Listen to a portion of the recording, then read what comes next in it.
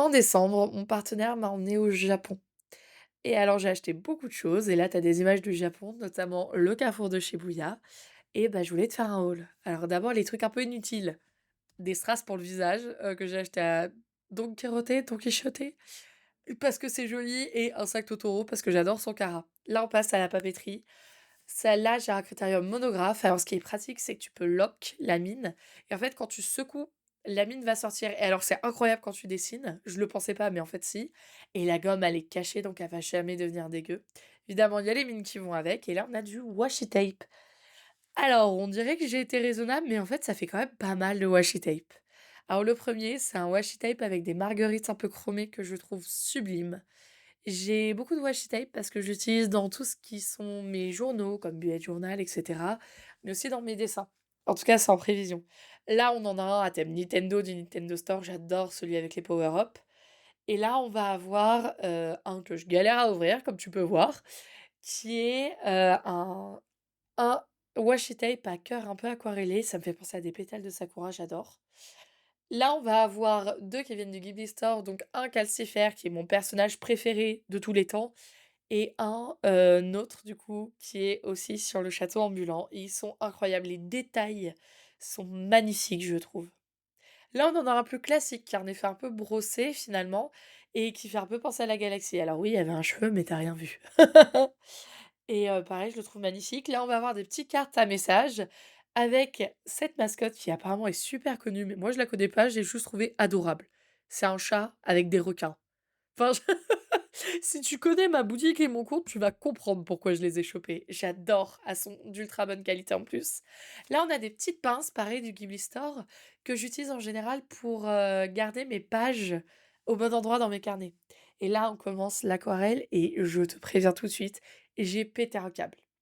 Là, on a toutes les aquarelles individuelles, ça va être des petits tubes et le principe, c'est que j'aimerais les réunir en une seule palette et j'ai acheté un contenant pour la palette que je te montrerai après.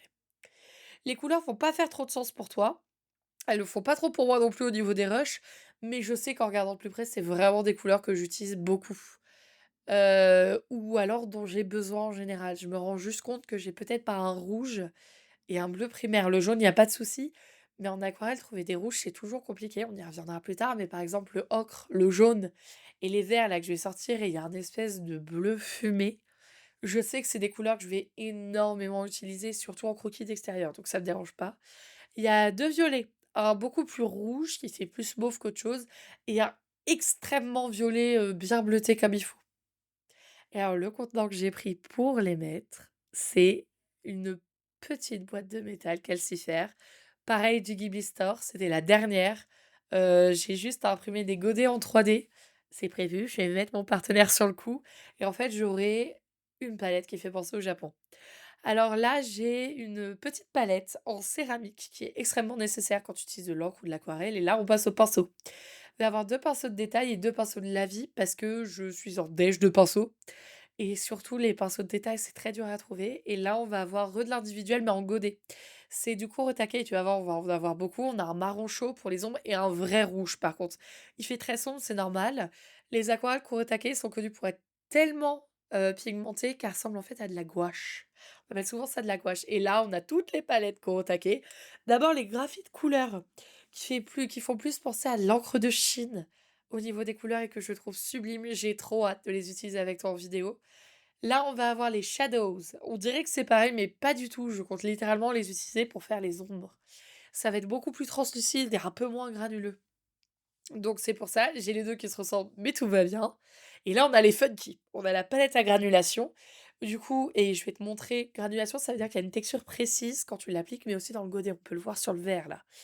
Et quand tu mets humide sur humide notamment, mais quand tu l'appliques en général, c'est censé avoir ce genre d'effet-là. Finalement, la dernière grosse palette, c'est une palette de néon. Je crois que c'est du Kuretake, mais je n'en suis pas sûre, parce que je parle pas japonais et je la trouve incroyable. Alors à quoi je vais l'utiliser? Je ne sais pas, mais en couleur d'accent, ça peut être fabuleux.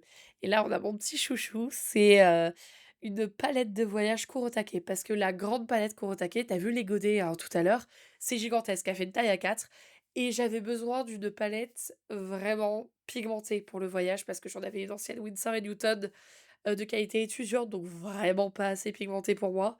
Et alors ce que j'adore, c'est qu'il y a beaucoup de recoins et ça vient avec un liner waterproof qu'on peut caler dans la boîte, ce que je trouve incroyable parce que ça vient jamais avec ce genre de choses, et un pinceau réservoir qui a l'air de bien meilleure qualité que tous ceux que j'ai. Donc là, je te montre, c'est un 03, ça tombe bien. C'est le genre que j'utilise constamment parce que je suis quelqu'un de très classique. Et il y a une autre vidéo où je fais les swatchs et franchement, elle est vraiment extrêmement pigmentée. Je suis très heureuse de l'avoir et elle est pas si grande que ça. Et là, on arrive au clou du spectacle. J'ai été adolescente dans les années 2010 à faire de l'art, donc je suis fan des marqueurs à alcool. Alors là, j'ai des vrais Copics qui sont, noirs et blancs. J'ai pris parce que c'était ma grande passion à l'époque et j'ai pris le laiton froid parce que j'adore et alors là, la petite fille en moi est en train de péter un câble. Mon partenaire m'a acheté les 72 Copics et alors, tu dois savoir à quel point c'est incroyable si tu étais en 2010, quelqu'un qui faisait de l'art. Je te dis à la prochaine.